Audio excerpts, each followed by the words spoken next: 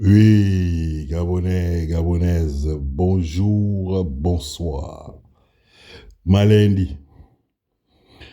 Bon, sortie rapide, hein? Bref, je veux dire, sortie éclair pour répondre, hein, à vos gens là, que vous appelez UDB, UDB là, le parti d'Oligui là, ton terme d'initiation que tu appelles parti politique là.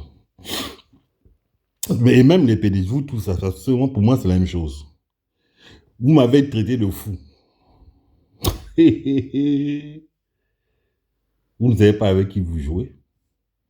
Pour moi, c'est un compliment. La folie, c'est une forme d'intelligence qui n'est pas donnée à n'importe qui. La folie est une forme de sagesse divine. On prend des trajectoires que le commun des mortels souvent n'arrive pas à percevoir. Pourtant, si vous aviez une fréquence vibratoire élevée dans vos trucs de mystico-spiritualité, vous comprendrez la profondeur des messages que nous envoyons. D'accord? Voilà. Il y a des gens, quand vous regardez par exemple quelqu'un comme Jésus-Christ, plusieurs fois l'a traité de fou. Parce qu'il n'avait pas un langage commun, il ne parlait pas comme tout le monde. Mais les gens qui étaient des initiés, de part et d'autre, c'est-à-dire du côté de Dieu comme du côté de Satan, ils comprenaient clairement ce que Jésus disait. La teneur des messages, la teneur des enseignements, ils le comprenaient. C'est pourquoi certains ont décidé de le suivre et d'autres de l'éliminer. Mais pourtant, ces gens-là le traitaient de fou. Le traitaient de fou parce qu'ils voulaient le confondre. Le discours que j'ai, forcément, il va sortir de l'ordinaire. Parce que je ne suis pas dans les systèmes. Quand les politiciens de chez nous font leur truc, je n'assiste pas à ça. Je ne rentre pas dans leur délire. Ils n'inscrivent rien dans mon esprit. Je ne suis pas quelqu'un de lobotomisé. Je ne regarde pas leur actualité. Je n'ai pas le temps. Sauf, le Banja me dit, Oligui a dit, Oligui fait ça. Donc, va donner une interprétation à ce qu'il fait. C'est tout. C'est tout. Pour vous, ça a l'air compliqué comme ça a l'air inaccessible. Mais c'est parce que dans vos vies, vous avez décidé, et avec l'aide de nos ennemis, de mystifier Dieu. Aujourd'hui, vous souffrez tellement qu'on va vous faire croire que Dieu n'existe pas. C'est parce que vos esprits sont faibles. Vous n'avez pas une foi qui est considérable, conséquente. Moi, je suis un solide. C'est-à-dire que celui qui m'inspire, il y en a deux qui m'inspirent vraiment. Bon, le premier, c'est le patron, Jésus-Christ. Vraiment, je t'aime, Seigneur Jésus-Christ. Franchement.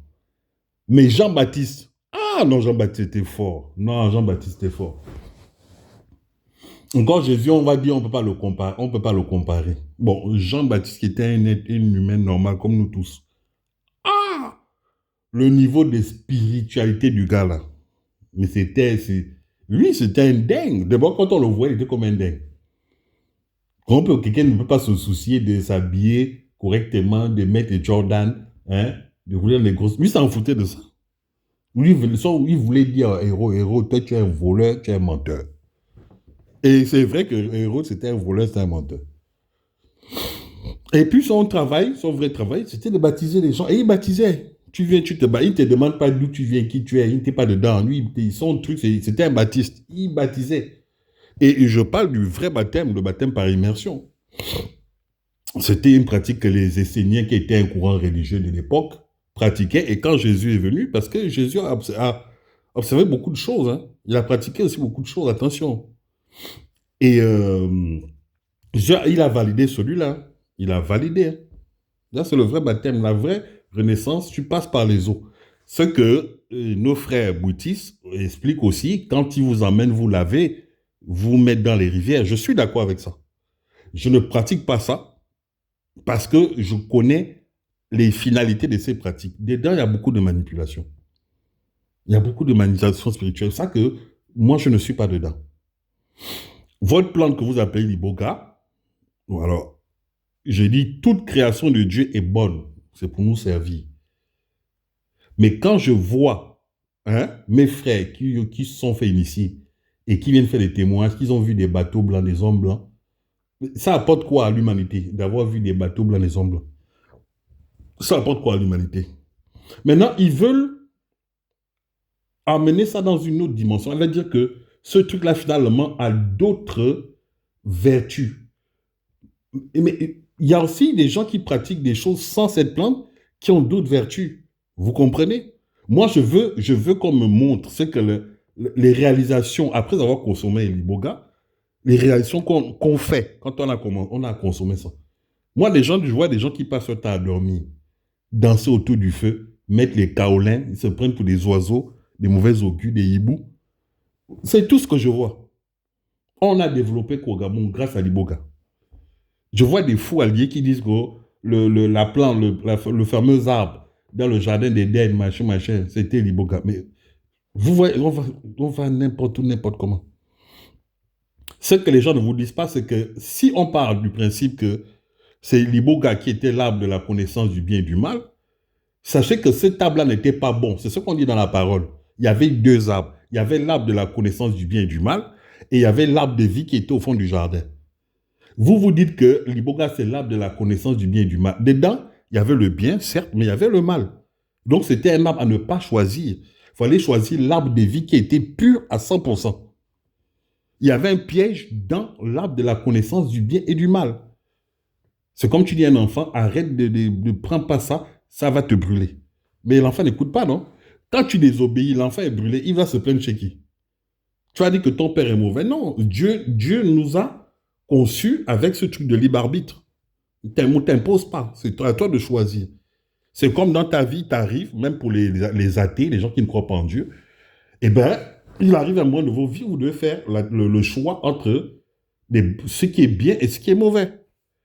Voilà, le libre arbitre est partout. Donc, c'est pour dire quoi? J'ai choisi Jésus-Christ parce qu'on arrive à s'élever avec lui sans beaucoup. Il n'y a pas trop de protocole. Il n'y a pas de protocole. Il faut être humble, il faut être simple, il faut avoir des valeurs, c'est tout. Il a laissé des préceptes, c'est tout. Il faut juste les observer, les pratiquer, et puis tu es bien, tu as la paix de l'esprit. Moi, il peut avoir la guerre mondiale, troisième guerre mondiale. Moi, je serai en paix, moi. Je n'aurai pas besoin de Bible, partout je peux prier. Et ce que Jésus nous a dit, il n'y a pas de protocole. C'est les gens qui veulent mystifier Dieu. Dieu n'est pas, Dieu est accessible. Il faut avoir des prédispositions, des bonnes prédispositions. Et puis voilà. Voilà vos gens là. UDB, PDG qui mettrait de fou. Mais moi, je veux vous déshabiller vite fait. Vous voulez faire, vous dites que vous vous mettez à genoux, vous demandez pardon aux Gabonais. Nanani, nanana. Non, non, non, non. C'est pas à genoux. C'est pas à genoux qu'il faut que vous vous mettiez. Que vous soyez. Il faut vous mettre à plat ventre. Vous devez manger la poussière pour demander pardon aux Gabonais. Et même ça, moi, par maladie, je ne veux pas accepter. Pourquoi? Parce que pour que le pardon soit entier, il faut d'abord que vous passez par la phase témoignage. Nous, dans l'église, on témoigne de l'ancienne vie, des mauvaises choses qu'on faisait. Parce qu'on a pris un engagement solennel avec Dieu. La démarche, elle est sincère. J'ai fait ça, oui, mon frère, j'ai voulu te tuer. Oui, j'ai tenté de t'emposer. C'est là, on passe par là.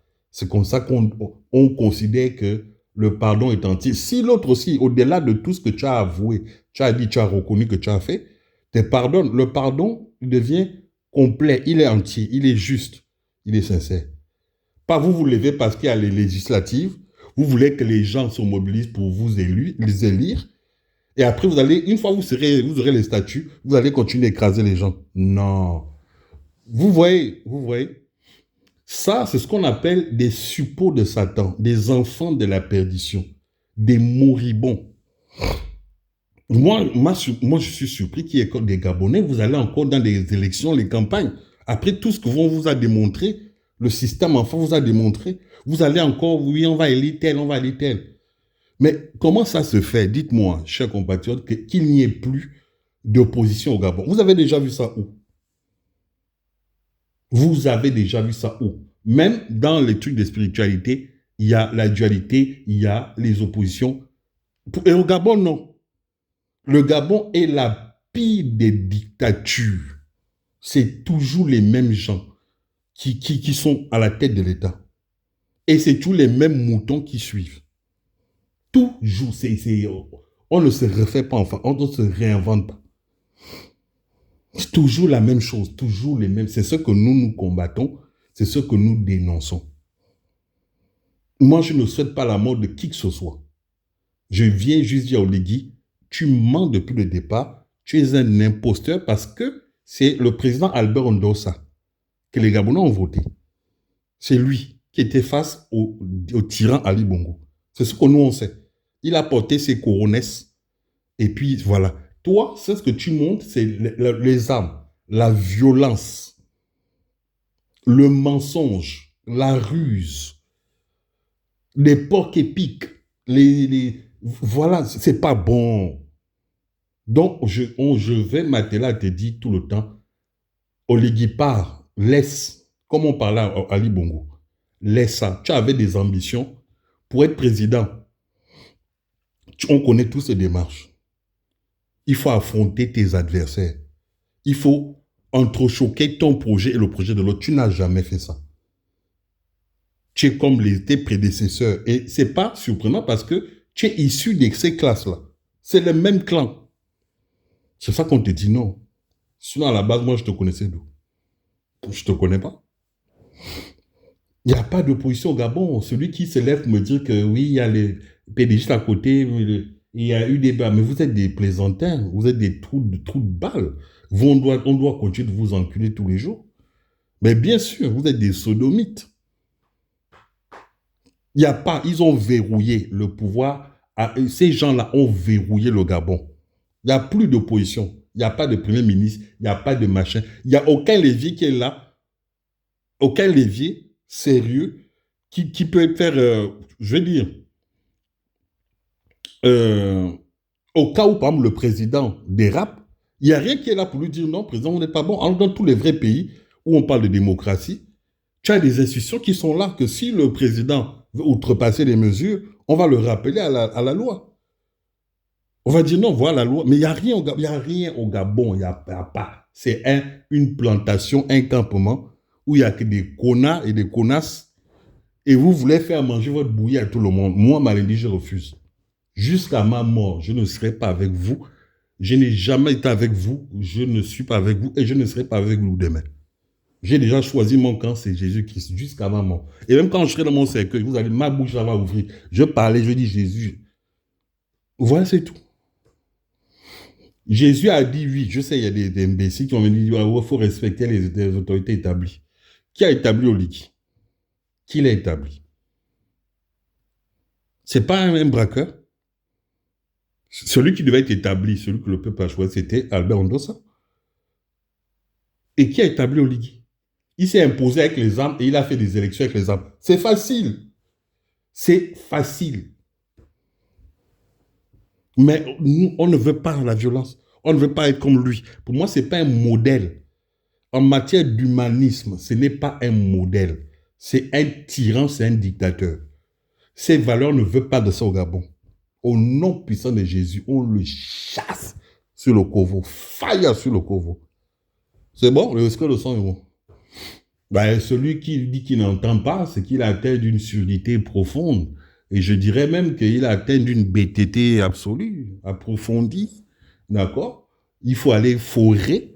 Comme ils viennent forer le pétrole de chez nous pour vous sortir des merdes, hein, de la connerie. Vous avez plongé la tête la première. C'est tout. Vous voulez que je vous dise quoi? Que je vous applaudisse? Les bâtards, je vous applaudis. J'étais malin dit. Que Dieu bénisse le Gabon, vive le Gabon libre.